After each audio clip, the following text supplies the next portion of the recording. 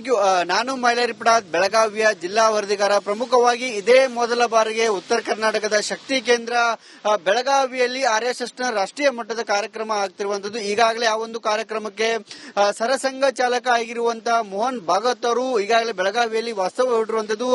6ರಂದೇ ಕೂಡ ಈಗಾಗಲೇ ಬೆಳಗಾವಿಯಲ್ಲಿ ವಾಸ್ತವ್ಯ ಹೂಡಿ ಏನು ವಾರ್ಷಿಕ ಸಭೆ ಆಗ್ತಾ ಇದೆ, ಸಂಘದ ಪ್ರಾಂತ ಪ್ರಚಾರಕರ ವಾರ್ಷಿಕ ಸಭೆ ಆಗ್ತಿದೆ, ಆ ಒಂದು ಪೂರ್ವ ಸಿದ್ಧತೆಗಳನ್ನ ಪರಿಶೀಲಿಸುವಂತ ಕೆಲಸವನ್ನು ಕೂಡ ಈಗಾಗಲೇ ಮಾಡಿರುವಂತದ್ದು. ಸದ್ಯ ನಾನಿರುವಂತಹ ಸ್ಥಳ ಬೆಳಗಾವಿಯ ಉದ್ಯಮ ಭಾಗದಲ್ಲಿರುವಂತಹ ಪೌಂಡ್ರಿ ಕ್ಲಸ್ಟರ್ ನ ಗೆಸ್ಟ್ ಹೌಸ್ ಮುಂಭಾಗದಲ್ಲಿರುವಂತದ್ದು. ಈಗಾಗಲೇ ಇದೇ ಒಂದು ಗೆಸ್ಟ್ ಹೌಸ್ ನಲ್ಲಿ ಸದ್ಯ ಮೋಹನ್ ಭಾಗವತ್ ಅವರು ಏನು ವಾಸ್ತವ್ಯವನ್ನು ಕೂಡ ಈಗಾಗಲೇ ಹೂಡಿರುವಂತದ್ದು. ಪ್ರಮುಖವಾಗಿ ಸ್ವಯಂ ಸೇವಕ ಅಂದ್ರೆ ರಾಷ್ಟ್ರೀಯ ಸ್ವಯಂ ಸೇವಕ ಸಂಘದ ಈ ಒಂದು ಇದೇ ಒಂದು ಸ್ಥಳದಲ್ಲಿ ಅಂದ್ರೆ 3 ದಿನಗಳ ಕಾಲ ಸಭೆ ಆಗುತ್ತೆ. ಆ ಒಂದು ಸಭೆಯಲ್ಲಿ ಚರ್ಚಾ ವಿಷಯಗಳು ಅಂದ್ರೆ ಪೂರ್ವ ಸಿದ್ಧತೆಗಳು ಏನೇನಾಗಬೇಕು, ಜೊತೆಗೆ ಶತಮಾನೋತ್ಸವ ಸಂದರ್ಭದಲ್ಲಿ ಏನೆಲ್ಲ ಕಾರ್ಯಗಳನ್ನ ಮಾಡಿದ್ದೇವೆ, ಜೊತೆಗೆ ಏನೆಲ್ಲ ಇನ್ನು ಮಾಡಬೇಕಿದೆ ಅನ್ನೋದ್ರ ಬಗ್ಗೆ ಸಂಪೂರ್ಣವಾಗಿ ಮುಂದಿನ ಕಾರ್ಯತಂತ್ರಗಳ ಕುರಿತು ಚರ್ಚೆಯನ್ನ ಈ ಒಂದು ಸಭೆಯಲ್ಲಿ ಅಂದ್ರೆ 3 ದಿನಗಳ ಕಾಲ ನಡೆಯುವಂತಹ ಸಭೆಯಲ್ಲಿ ಮಾಡ್ತಾರೆ ಅನ್ನೋ ಒಂದು ಮಾಹಿತಿ ಕೂಡ ಇರುವಂತದ್ದು. ಹಾಗಾಗಿ ಬಿಗಿ ಪೊಲೀಸ್ ಬಂದೋಬಸ್ತ್ ಇಲ್ಲಿ 3 ದಿನಗಳ ಕಾಲ ಎಲ್ಲೆಲ್ಲಿ ಕಾರ್ಯಕ್ರಮಗಳು ನಡೀತವೆ ಅಲ್ಲಲ್ಲಿ ಎಲ್ಲವೂ ಕೂಡ ಬಿಗಿ ಪೊಲೀಸ್ ಬಂದೋಬಸ್ತ್ ಅನ್ನು ಕೂಡ ಈಗಾಗಲೇ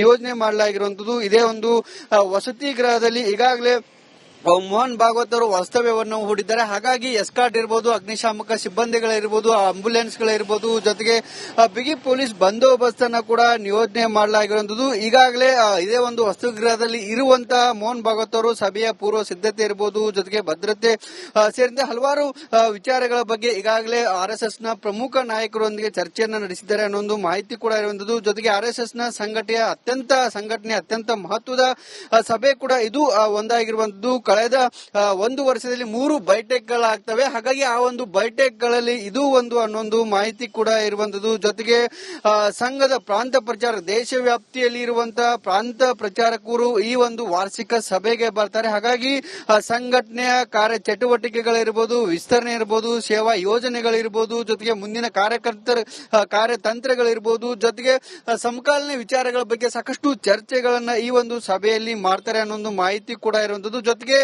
ಸಂಘದ ಈ ಪ್ರಚಾರಕ ಸಭೆಗೆ ದೇಶವ್ಯಾಪ್ತಿ ಸಾಕಷ್ಟು ಜನ ಬರ್ತಾರೆ ಅನ್ನೋ ಒಂದು ಮಾಹಿತಿ ಹಿನ್ನೆಲೆಯಲ್ಲಿ ಹೊರ ಜಿಲ್ಲೆಯಿಂದ ಸುಮಾರು 350ಕ್ಕೂ ಹೆಚ್ಚು ಪೊಲೀಸ್ ಸಿಬ್ಬಂದಿಗಳನ್ನ ಈಗಾಗಲೇ ನಿಯೋಜನೆ ಮಾಡಲಾಗಿರುವಂತದ್ದು. ಜೊತೆ ಕಾರ್ಯಕ್ರಮ ನಡೆಯುವಂತಹ ಸ್ಥಳವನ್ನ ಅಂದ್ರೆ ಈ ಭದ್ರತಾ ವಲಯವನ್ನಾಗಿ ಈಗಾಗಲೇ ಘೋಷಣೆ ಮಾಡಲಾಗಿದೆ. ಈ ಒಂದು ಪ್ರದೇಶದಲ್ಲಿ ಯಾವುದೇ ಕಾರಣಕ್ಕೂ ಏನು ಡ್ರೋನ್ಗಳ ಹಾರಾಟವನ್ನ ಸಂಪೂರ್ಣವಾಗಿ ನಿಷೇಧ ಮಾಡಲಾಗಿರುವಂತದ್ದು. ಜೊತೆಗೆ ಯಾವುದೇ ರೀತಿಯಾದಂತಹ ಅಹಿತಕರ ಘಟನೆಗಳು ಆಗಬಾರದು ಅನ್ನೋ ಕಾರಣಕ್ಕೆ ಸಂಪೂರ್ಣವಾಗಿ ಬಿಗಿ ಪೊಲೀಸ್ ಬಂದೋಬಸ್ತ್ ಅನ್ನ ಕೂಡ